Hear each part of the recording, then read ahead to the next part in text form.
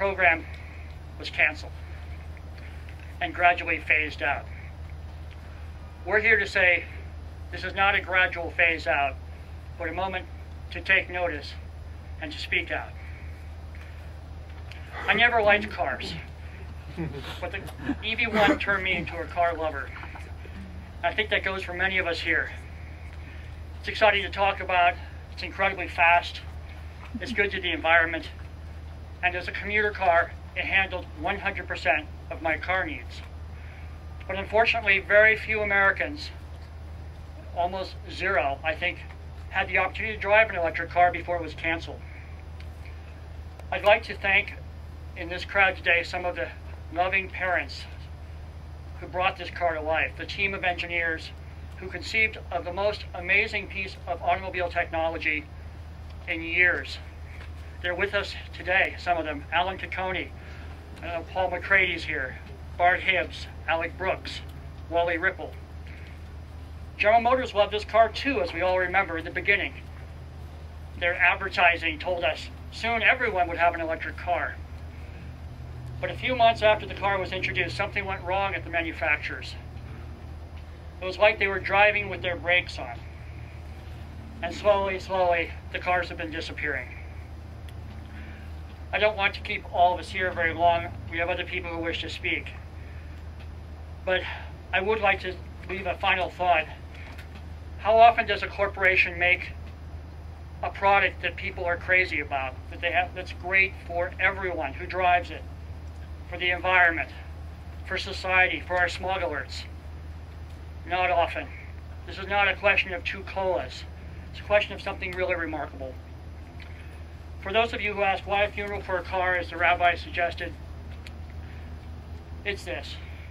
We will not be quiet when our air is being raided by smugglers, when the best technology in the world is being canceled and pulled off the road. We will not be quiet when we're told that the quickest, quietest cars are not viable. They are viable, and they are our future.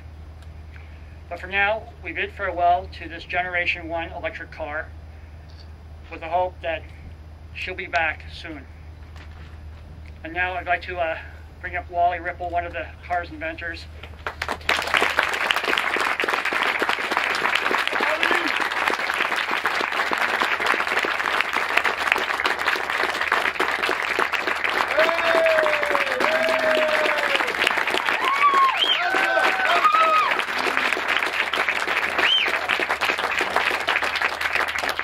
And when I am elected, as I think of this place, people's bodies get old and wear out and die, and that happens with machines too. They get sometimes old and worn out, or sometimes, like this case, they're retired prematurely. But what does not die is ideas, especially good ideas. And that's the main thought I'd like to share with you. I believe this embodies a good idea that will not die. And it will go on, perhaps with a different body, but the idea will go on. I've been asked to just say a few words about the inception, the idea behind this. And as I thought about it, I realized the idea goes back not to the previous century, but to the century before that, the same century in which the internal combustion engine was invented. And there is a long line of people who have played a role in this. A small fraction of them are here, but people from the 1800s, people in the early 1900s, and there will be people who we have not seen born yet who will be contributing to this. I was privileged to play a small part in this. I think back to my sophomore year at Caltech in 1965, looking out the window of a history class and not being able to see the mountains that were to the north of us in Pasadena. And by the way, again, they're disappearing. Of late, those mountains are becoming less visible. And I was thinking, you know, they should do something about this with new technology. And then I thought, here I am at Caltech, this would be a good place. And then I thought further, well, how about me? You know, it's always they. And I thought, what could I do? And I think it was at that point that I had the beginnings of the inspiration for an electric vehicle. Curiously, I started out, like many, very naive and ignorant. And amusingly, my first thoughts were, could I get a hold of a fuel cell that was maybe discarded as part of the Gemini space program? And when I put in a few phone calls, I realized that that might not be such a wise idea. And I learned some things. I scaled back ideas. On the other hand, in other areas, I moved ahead. And I became aware that electric vehicle technology would be a very good answer. One of the things I learned in my sophomore year, I already knew that power plants put out emissions. But when I did the numbers, when I looked at the numbers, I realized that an electric car would produce only 1% as much pollution as a gasoline car. And that ratio remains true today. Gasoline cars have gotten cleaner, but so have power plants.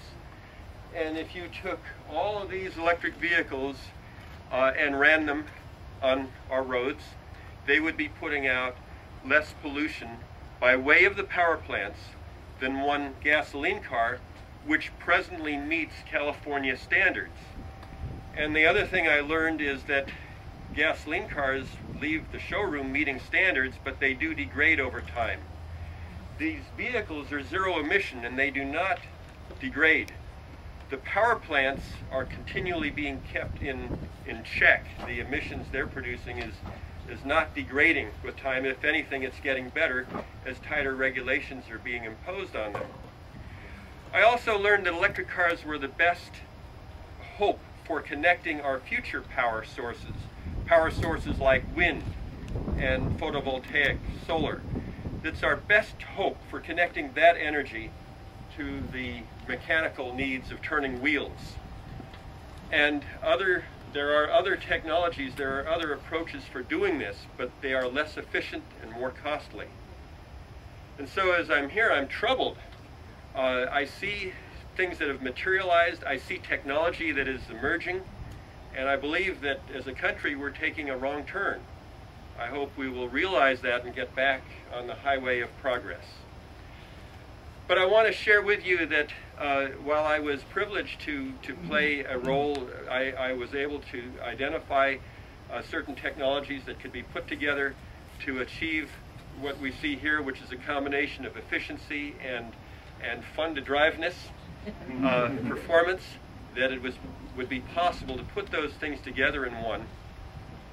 What I also want to underline is that there have been many people at the company I work at